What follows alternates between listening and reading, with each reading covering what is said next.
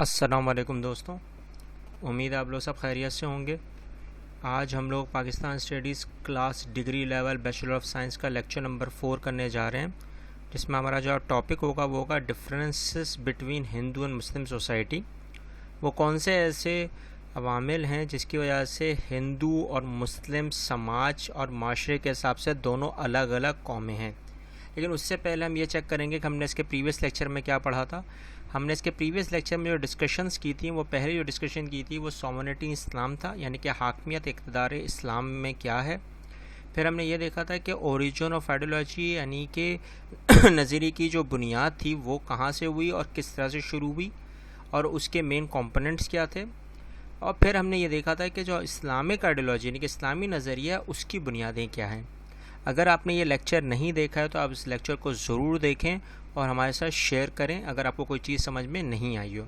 تو آج کے ٹاپک کا آغاز کرنے سے پہلے ہم یہ دیکھیں گے کہ آپ کے بورڈ میں جو سوالات آتا ہے، یہ سوال آ سکتا ہے ریگارڈنگ ٹو دا ٹاپک کہ وہ کون سے ایسے عوامل ہیں جس کی وجہ سے ڈفرینسز آتے ہیں مسلم اور ہندو سوسائٹی میں۔ وہ کون سے ایسے پوائنٹس ہیں جس کی وجہ سے وہ ریزنز، وہ فیکٹرز، وہ سارے کے سارے آپ کے جو بھی کازز ہیں جس کی وجہ سے مسلم اور ہندو سوسائٹی کا ایک فرق ہے، وہ ہم آج ڈسکس کریں گے۔ اور آپ نے اگر نوٹ کراؤ، اس کو چیک کرنے کے لیے، اس کو چیزوں کو دیکھنے کے لیے ہم نے پہلے کمپیریٹیو انالیسس کرنا ہے، تقابلی جائزہ لینا ہے۔ اب تقابلی جائزے کے حساب سے آپ کے سامنے جو اسکرین میں آ رہا ہے کہ خاص طور پہ بر صغیر میں، انڈیا میں ہندو مسلمان 1000 سے بھی زیادہ سال عرصے سے ایک دوسرے کے ساتھ رہے، لیکن کبھی بھی ان کے درمیان میں دو چیزوں کا اختلاف نہیں ہوا، سوشل اور کلچرل۔ لیکن وہ کون سے ایسے عوامل آ گئے جس کی وجہ سے سوشل یعنی کہ سماجی اور کلچرل یعنی کہ ثقافتی لحاظ سے مذہبی طور پر اختلاف پیدا ہوا۔ اب آپ نے اگر نوٹ کراؤ، مسلم معاشرہ جو بھی ہے، جتنا مسلم معاشرہ ہوتا ہے وہ ہندو معاشرے سے تھوڑا مختلف تو ہے ہی ہے، ٹھیک ہے۔ اب اس کے حساب سے جو کریشن ہوئی اور جو پاکستان کا عمل آیا، اسی کو ہم نے نام دیا کیا، ٹو نیشن تھیوری کا، دو قومی نظریے کا۔ اب اس دو قومی نظریے میں اگر دیکھا جائے تو سب سے پہلے ڈفرینسز ہی ہم لوگ دیکھیں گے کہ وہ کون سے ایسے اختلافات ہیں جو آج بھی ہندو اور مسلمس کے درمیان نہیں، انڈینس اور پاکستانیوں کے درمیان جو سب سے بڑا اختلاف آتا ہے وہ کہاں پر آتا ہے۔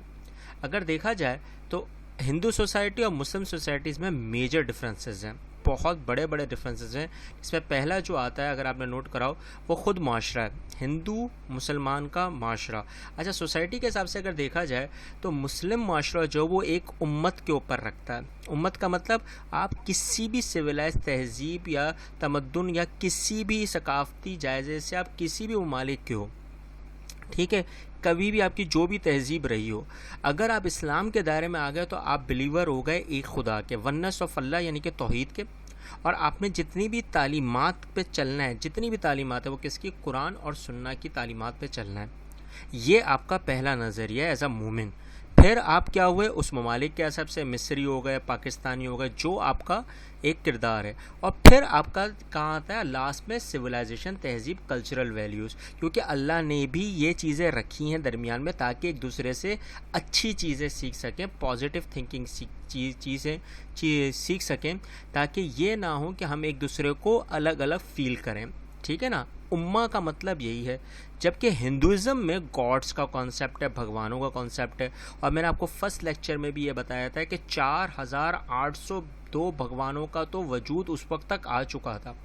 آج کی صدی، 21ویں صدی کے حساب سے 30 کروڑ سے بھی زیادہ بھگوانوں کا رواج قائم ہے، اور اب تک یہ کاؤنٹنگ چل رہی ہے۔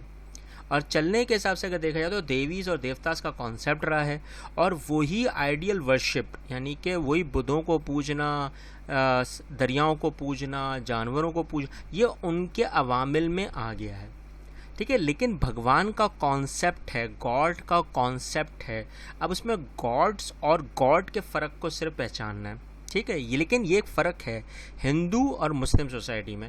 اگر دوسرا فرق دیکھا جائے تو سب سے زیادہ کون سا، وہ ہے کانسیپٹ آف ویلتھ۔ اچھا، اگر اسلام کے حساب سے دیکھا جائے تو جو اسلام کا پوائنٹ آف ویو ہے کمانے کے حساب سے، وہ ایم آف لائف نہیں ہے، مقصد نہیں ہے کہ زندگی میں صرف کمانا ہے۔ اصل کمانے کا مقصد ہے ڈونیٹ کرنا۔ چیریٹی، فنڈنگ وغیرہ، صدقہ، خیرات، فطرہ، یہ کرنا. اصل جو کمانے کا مقصد ہے وہ یہ ہے، اپنی فیملی کے لیے، اپنے لوگوں کے لیے وہ جہاد جو ان کی ضرورت زندگی کو صرف پورا کرے، ضرورت کو. یہ اسلام کا نظریہ ہے. جبکہ ہندوؤں کا نظریہ کیا، ان کا تو پورا ایک بھگوان ہے، لکشمی. اب وہ جو پوری لکشمی کا جو کانسیپٹ ہے، یعنی کہ ان کا جو مین مقصد بھی ہے زندگی کا، وہ کیا ہے، کمانے کا.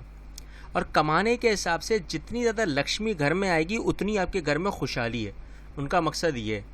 جبکہ اگر دیکھا جائے تو ہمارے کانسیپٹ میں بیت المال کا کانسیپٹ ہے کہ یتیموں، غریبوں، مسکینوں جتنا بانٹ سکتے ہو بانٹو، خدمت کتنی کر سکتے ہو لوگوں کی اتنا کرو. اسلام کا کانسیپٹ یہ ہے. جبکہ ہندوؤں کا کانسیپٹ کیا ہے کہ اپنے آپ کو بناؤ. اب یہ ایک میجر ڈفرینس ہے، لیکن یہاں پہ کوئی اس کو اتنی زیادہ اہمیت نہیں دیتا، لیکن یہ سب سے بڑی اہمیت کا حامل ہے. لیکن اگر دیکھا جائے تو ثقافت کے لحاظ سے، کلچر کے حساب سے، چاہے وہ مسلم ہو یا ہندو ہوں، ان کا کانسیپٹ اگر دیکھا جائے یا مسلمانوں کا، تو مسلمانوں میں ڈانسنگ، گیمبلنگ، ڈرنکنگ، یہ سب، ایون کہ سود، انٹرسٹ. اچھا، سنگنگ کے حساب سے میوزیکل سانگز جو مدہوش کر دیں، جو آپ کو ناچنے پہ مجبور کر دیں اور مدہوشی کے عالم میں آپ جھوم کر ختم ہو جائیں، وہ حرام ہے اسلام میں. ٹھیک ہے نا، یہ پروہیبٹڈ ہے. جبکہ ہندوؤں میں ناچنا اور گنگنانا ان کے مذاہب میں ہے. ٹھیک ہے، اب ان کے مذاہب میں کون سے ہیں، ان کے بھگوانوں میں سے. ٹھیک ہے، اور اگر دیکھا جائے تو ان کے درمیان میں کچھ ایسی چیزیں جو واقعی میں اسلام سے سملر ہیں، جیسے گیمبلنگ، ڈرنکنگ آف وائن، یعنی کہ شراب نوشی ان کے یہاں بھی کچھ یعنی کہ کاسٹ سسٹم میں یا ذاتوں میں حرام ہے. لیکن یہاں پر یہ دیکھا جائے گا کہ کیا ہندو اور مسلم سوسائٹی کے کلچرز بالکل ڈفرینٹ ہیں یا نہیں. ہاں ڈفرینٹ ہے. کیونکہ ہندو مذاہب میں سنگنگ اور ڈانسنگ کا کانسیپٹ ہے، جبکہ اسلام میں اس کا کوئی کانسیپٹ نہیں. اسلام میں جھومنے کا کانسیپٹ ایک الگ ہے، جشن کا کانسیپٹ ایک الگ ہے. ٹھیک ہے، وہ ایک الگ کانسیپٹ ہے، ناچنے کا کوئی کانسیپٹ نہیں ہے. ٹھیک ہے، تو یہ ایک میجر ڈفرینس آتا ہے. اگر آپ دیکھا جائے تو سماج کے حساب سے اگر دیکھا جائے سوشل ڈفرینسز میں، تو یہ سب سے میجر ڈفرینس ہے. کیونکہ ہندوؤں میں ابھی تک کاسٹ سسٹم کا رواج قائم ہے. جیسے براہمن، شتریا، وشنوز اور شودراس کا ابھی تک ہے، اور شودراس سرونٹ ہی رہیں گے چاہے کچھ بھی ہو جائے. یہ آج کی 21ویں صدی تک انڈینز کے حساب سے چل رہا ہے. جبکہ مسلم امہ کا صرف ایک کانسیپٹ ہے، ایکویلٹی اور جسٹس. اسی میں آپ نے کیا کرنا ہے، گیو رسپیکٹ گیٹ رسپیکٹ، یعنی کہ آپ عزت دو گے تو آپ کو. یہ اسلام کا کانسیپٹ ہے. اور اگر اسلام کی ایک امہ، ایک ملت کا کانسیپٹ ہے، تو پھر اس میں کوئی کلاس سسٹم نہیں ہے، اس میں کوئی کاسٹ سسٹم نہیں ہے پہلے میں. ٹھیک ہے، کاسٹ سسٹم نہیں ہے، لیکن گرو یہ ہے، کلچرل ہے. کیونکہ دیکھو یہ تو اللہ نے ہی بنائے ہوئے، یہ تو اللہ کا بھی کہنا ہے کہ ہم نے آپ کے درمیان میں گروہ بنایا تاکہ آپ گروہ صحیح ہے. لیکن اگر آپ اس کو ذات میں آ گئے تو پھر ڈسکرمنیشن شروع ہو جائے گی، امتیازی مزاج شروع ہو جائے گا. برہمنز الگ ہیں، شودریاز الگ ہیں، یعنی کہ برہمن جو ہیں وہ سب سے اوپر درجے پر ہیں اور شودرا ہمیشہ نیچے درجے پر ہیں. اور یہی وہ چیزیں ہیں جس کی وجہ سے سوسائٹل بہت زیادہ ان ایکویلٹی کا کانسیپٹ آتا ہے. اب جب یہ کانسیپٹ آتا ہے تو سب سے بڑا پھر لینگویج کا بھی آتا ہے. اچھا لینگویج کے حساب سے، زبان کے حساب سے اگر دیکھا جائے، مانتے ہیں کہ اردو اور ہندی کے کانسیپٹ میں کوئی فرق نہیں ہے، مگر یہ میجر ڈفرینس بھی ہے. کیسے؟ اب اسلام کے حساب سے اردو میں جو سب سے زیادہ الفاظ آتے ہیں وہ دو کے آتے ہیں، کہ عربک، عربی کے، اور دوسرے فارسی کے اردو میں آتے ہیں. تو عربک تو سب سے اہم زبان ہے مسلمانوں کے حساب سے، اور فارسی جو ہے کیونکہ وہ تہذیبی زبانوں میں سے آتی ہے تو اس لیے. اب اسی کے نچوڑ کو، یعنی کہ اسی کے مکسچر کو ایک زبان بنا دی اردو، یعنی کہ 30 زبانوں سے مل کر ایک زبان بن گئی اردو، اور 72 زبانیں اس میں لکھتے ہیں. تو یہ کانسیپٹ کس کا آیا؟ اگین یونٹی کا، ایکویلٹی کا اور جسٹس کا، کہ سب کو مل کر ایک زبان کے اوپر معاہدہ کر دیا. اب یہ معاہدہ ہو گیا، یعنی کہ یہ طے ہو گیا کہ ہاں یار اب ایک زبان ہے، تو یعنی کہ سب مل کر ایک زبان بولیں گے، بھلے آپ سندھی ہو، پنجاب، یعنی کہ آپ کو ایک کر دیا. تو یعنی کہ یہ اسلام کا کانسیپٹ ہی آ گیا. اب جب اسلام کا کانسیپٹ آ گیا تو اردو میجر زبان، اس میں ہندی کے الفاظ بھی آتے ہیں، سنسکرت کے الفاظ بھی آتے ہیں، تو یعنی کہ میجر زبانوں میں سے ہو گئی. اب یہ وہ ڈفرینس ہے جس میں باقاعدہ ہندو یہ بولتے ہیں کہ نہیں، پراکرت اور سنسکرت سب سے اہم زبان اور قدیم زبانوں میں سے آتی ہے، تو یہی زبان ہونی چاہیے. ٹھیک ہے، اب یہ ان کا اپنا کانسیپٹ ہے، وہ 8,000 سال پرانی زبان ہے، جبکہ اردو کو ابھی بنے ہوئے 500 سال بھی نہیں ہوئے ہیں. کہیں لکھا ہوا ہے 1000 سال ہوئے ہیں، جبکہ اصل جو میٹر ہے اردو کو بنانے میں وہ 4800 سال ہو چکے ہیں. ظاہر سی بات ہے ساری زبانوں کی تہذیب کا اس میں پورے کا پورا جزو ہے، لیکن ہم اس کو ماننے کے لیے تو تیار ہیں، لیکن ہندو ان کو اتنی آرام سے ماننے کے لیے تیار نہیں. یہ وہ ریزن ہے جس کی وجہ سے لینگویج ڈفرینس بھی آتا ہے. اچھا، لینگویج ڈفرینس کے بعد جو سب سے میجر ڈفرینس آتا ہے فوڈ اور ڈریس کا. اچھا، فوڈ اور ڈریس کے حساب سے مسلمانوں میں سارے حلال فوڈ کا کانسیپٹ ہے، جس میں آپ گوشت بھی کھا سکتے ہیں، آپ فروٹ بھی کھا سکتے ہیں، جو حلال ہیں، جو اللہ نے حلال قرار دیے ہیں، جو انہوں نے مینشن کیے ہوئے ہیں وہ لیکن حرام بھی حلال بن جاتا ہے اس وقت کہ جب آپ کی زندگی کے اوپر داؤ پر آ رہا ہو. یہ بھی اللہ نے آپ کے لیے رکھ دیا ہے. اب وہی بات آتی ہے کہ کہیں نہ کہیں اللہ کو پتہ ہے کہ انسان کو ضرورت پڑ سکتی ہے، تو یہ تو چیزوں کا کانسیپٹ تو صحیح ہے. اور اسی طرح اگر ڈریس کے ساتھ دیکھا تو شلوار قمیض ہے، پاجاماز ہیں، کرتا شلوار. اب اصل جو اہم جو مدعا اٹھتا ہوا تھا برقعے کے اوپر. اچھا، مسلمانوں کا برقع ہے، جبکہ ہندوؤں کے برقعوں میں سب سے اہم جو آتا ہے ان کا لہنگا آتا ہے. وہ بھی تو سب کچھ چھپا دیتا ہے، صرف چہرہ رکھتا ہے، لیکن وہ غلط نہیں ہے. ہاں، مگر یہ غلط ہے برقع، تو کیونکہ اس میں ڈیزائن آ جاتا ہے لہنگے میں، تو اس لیے شاید چلنا ہوتا ہے. اچھا، اور ہندوؤں کے حساب سے جو ان کا جو گاؤں ماتا ہے، ان کے حساب سے جو ان کی گائیں ہے وہ خدا کا روپ ہے، اور خدا کے روپ کو وہ کبھی کھا نہیں سکتا، تو ان کے یہاں مٹن کا کانسیپٹ نہیں ہے.